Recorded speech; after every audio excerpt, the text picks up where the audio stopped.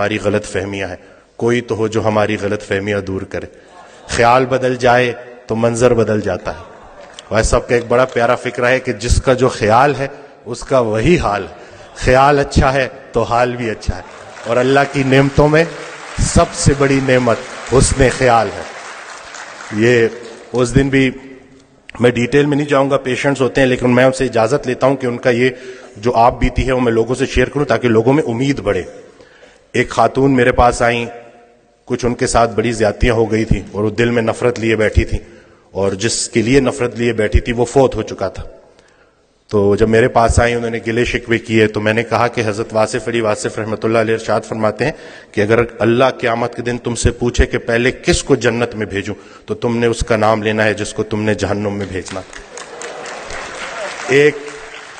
ایک مہینے بعد جب لوٹ کے آئیں تو انسان بدل چکا تھا، چہرے پہ رونق، آنکھوں میں نور۔ تو مجھے کہتی ہیں کہ ڈاکٹر وسیم جب میں یہاں سے اٹھ کے گئی پہلے تو میں گھر کی طرف جا رہی تھی، مجھے آپ کی بات ہضم نہیں ہوئی، لیکن پھر میں نے گاڑی موڑی اور میں قبرستان چلی گئی، اور میں اس کی قبر کے سامنے کھڑے ہو کے میں نے کہا کہ جو تو نے میرے ساتھ کیا معافی کے قابل نہیں ہے، لیکن جا تجھے اللہ کی رضا کے لیے معاف کرتی ہوں۔ اور کہتی ہیں کہ اس رات میں اتنی میٹھی نیند سوئی کہ مجھے دوائی لینے کی ضرورت بھی نہیں پڑی۔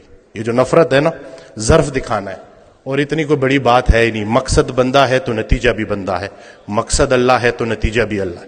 تو سب سے پہلے تو ہم نے اپنی توقعات کو مومن کرنا ہے، زندگی مومن ہو ہی جائے گی۔ اصل میں ہماری توقعات مومن نہیں ہو رہی، ہم نے ایکسپیکٹیشنز اتنی بڑھا دی ہیں، ہر کسی سے ہم توقعات رکھتے ہیں سوائے اللہ کے۔ تو اپنا گھر، اپنی تنہائی، اپنی قبر، اسی کے اوپر فوکس کریں۔ ہر انسان سے اس کا اپنا پوچھا جائے گا۔ جس شوہر کو اپنی بیوی میں صرف برائیاں نظر آ رہی ہیں، اصل میں اس کو اپنی تمام برائیاں اپنی بیوی میں نظر آ رہی ہیں۔ اچھے شوہر کو اپنی بیوی اچھی لگے گی، برے شوہر کو اپنی بیوی برے لگے گی۔ اب بتاؤ بیوی اچھی لگتی ہے یا بری لگتی ہے؟ یہ نہیں کہ سارا کا سارا فوکس ادھر کر دیا، جھگڑا ہی نہیں کرنے دیتے، سارے جھگڑے ہی ختم کر دیے الحمدللہ۔ جھگڑا جو ہے نا وہ دو بندوں کا نام ہے، صلح ایک بندے کا نام۔ ابھی ریسنٹلی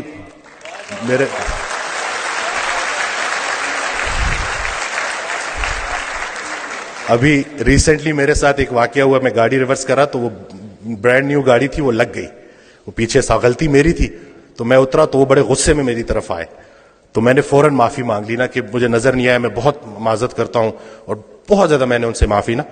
تو ابھی وہ غصہ ان کا ایک دم سے اتر گیا، کہتے ہیں آج کل معافی کون مانگتا ہے؟ تو میں نے کہا جی وہ نقصان چھوڑے، نقصان کو اپنا نمبر دے اور رابطے میں رہیں گے۔ تو میرا بڑا دل تھا میں ان کو بولوں کہ اگر کوئی معافی منگوانے والا پیچھے کھڑا ہو تو بندہ ضرور معافی مانگتا ہے۔